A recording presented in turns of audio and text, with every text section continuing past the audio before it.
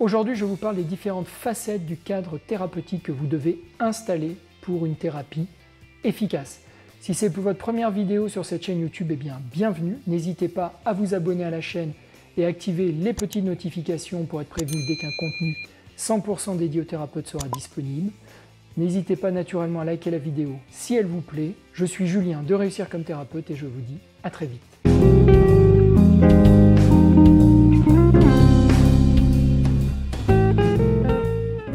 Alors d'abord, pourquoi installer un cadre thérapeutique? Comme vous le savez, il y a une dimension qui est fondamentale pour la réussite de votre thérapie, c'est la notion de confiance. Et cette relation de confiance que vous allez réussir à établir avec votre patient. Et cette confiance ne peut naître et perdurer que dans un cadre très précis. Alors quelles sont les différentes facettes de ce cadre thérapeutique que vous devez instaurer? Alors la première catégorie de cadre que vous allez devoir installer, ça va être le cadre matériel et notamment le cadre spatial. Alors quand je parle de cadre spatial, eh bien je parle de l'endroit où vous exercez. Donc ça peut être déjà l'implantation par exemple de votre cabinet qui peut avoir un impact. Est-ce que c'est dans un cabinet partagé, paramédical? Est-ce que c'est un cabinet médical? Quelles sont les autres spécialités disponibles au sein de ce cabinet?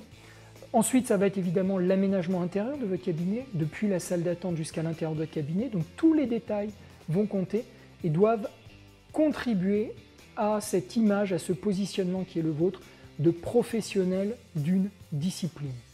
Le deuxième cadre qui va être hyper important, ça va être le cadre contractuel. Je vous invite vivement à poser un contrat et à partager un contrat avec vos patients la première fois que vous les recevez en séance. Ce contrat que vous allez partager avec eux, eh bien, il doit détailler tout ce que vous attendez de leur part dans le contexte de la thérapie. Donc vous allez pouvoir parler bien, de la ponctualité par exemple, c'est quelque chose de très important. Vous allez pouvoir parler aussi des conditions d'annulation d'une séance, dans quel cas les séances restent dues par exemple. C'est très souvent quand on les annule moins de 24 heures avant le rendez-vous. Vous allez aussi pouvoir préciser comment se passe la durée, comment vous gérez la durée de vos séances. Si jamais par exemple la séance doit déborder, que faites-vous? Est-ce que vous facturez ou pas? Vous devez en gros répondre à toutes les questions que sont susceptibles de se poser vos patients et qui pourraient venir interférer avec la qualité de la relation que vous allez établir avec eux. L'autre dimension, ça va être le cadre monétaire. Cette question, cette fameuse question de l'argent avec laquelle les thérapeutes sont si souvent mal à l'aise et de la tarification de vos services, de vos séances. C'est extrêmement important que ce cadre-là soit clair et soyez à l'aise avec la tarification de vos séances. Vous savez, si vous aidez un patient à se débarrasser d'un problème qui lui pourrit la vie depuis de nombreuses années, il est tout à fait légitime de demander un tarif qui soit cohérent avec ce que vous lui faites gagner et qui va même être largement inférieur au gain indirect que va avoir ce patient. Je discutais avec un thérapeute qui a plus de 40 ans d'expérience et qui disait qu'il demandait, je crois, plus de 200 € pour des séances d'hypnose pour arrêter le tabac. Et quand des patients s'offusquaient un petit peu de ce tarif, qui peut effectivement de prime abord sembler un petit peu élevé, eh bien il leur rappelait un petit peu combien leur coûte aujourd'hui déjà directement leur consommation de tabac chaque mois, vu le prix notamment actuellement des cigarettes, mais aussi quel est le coût indirect en termes de santé qu'ils sont amenés à subir. Donc honnêtement, objectivement, payer 200 € pour être libéré du tabac de manière définitive, ce n'est absolument pas hors de prix. Et ça c'est vrai aussi pour vous, même si vous facturez vos séances à 50, 60 €, il n'y a absolument aucun problème avec ça par rapport à tout ce que vous pouvez apporter à vos patients. Et ne tombez pas non plus dans la négociation.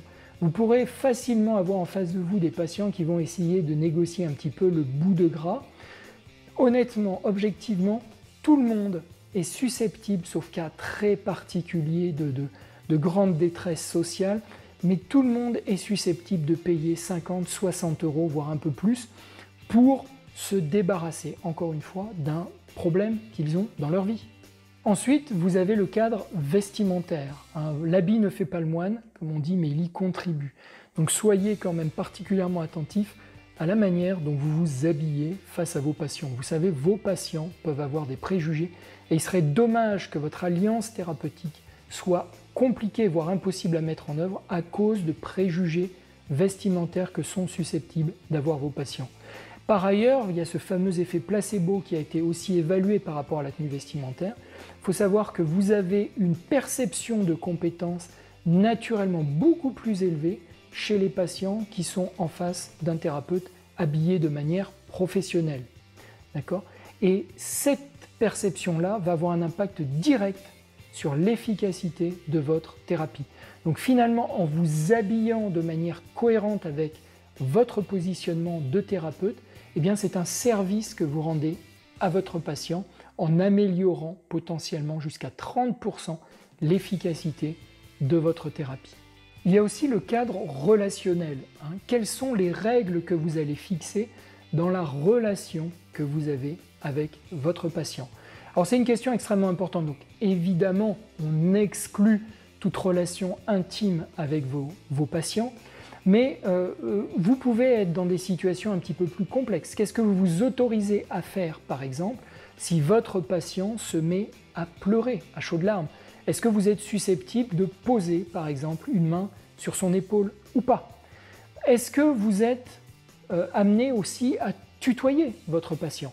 Donc moi, ce que je fais personnellement, c'est que je leur demande, si je trouve ça approprié, s'ils m'autorisent à les tutoyer.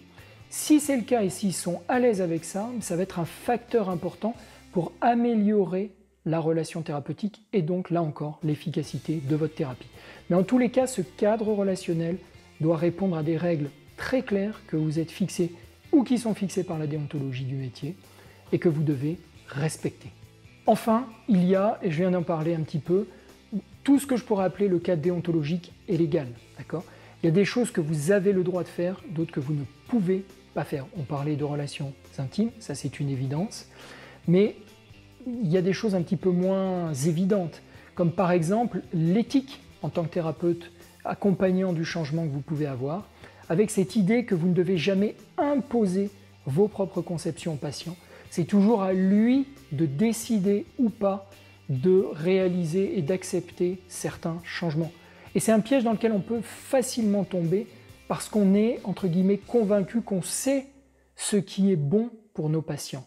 Vous savez peut-être, vous avez peut-être, vous, une idée de ce qui est bon pour votre patient, mais vous pouvez totalement vous planter, avoir négligé certains aspects et passer à côté de certains aspects lors de votre anamnèse.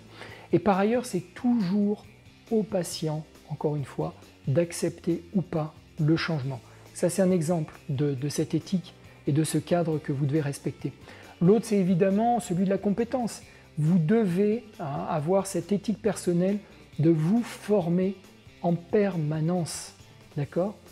Et de ne pas proposer à vos patients des techniques, des disciplines où vous ne vous sentiriez pas suffisamment à l'aise et suffisamment compétent. C'est extrêmement important. L'autre point qui va être important, c'est de ne jamais dénigrer la médecine conventionnelle dans votre cabinet. C'est un risque légal et c'est aussi une mesure de précaution importante. Nos disciplines sont des disciplines complémentaires avec d'autres formes de traitement et elles ne viennent pas se substituer à certains traitements lourds comme des traitements pour le cancer ou pour la dépression par exemple.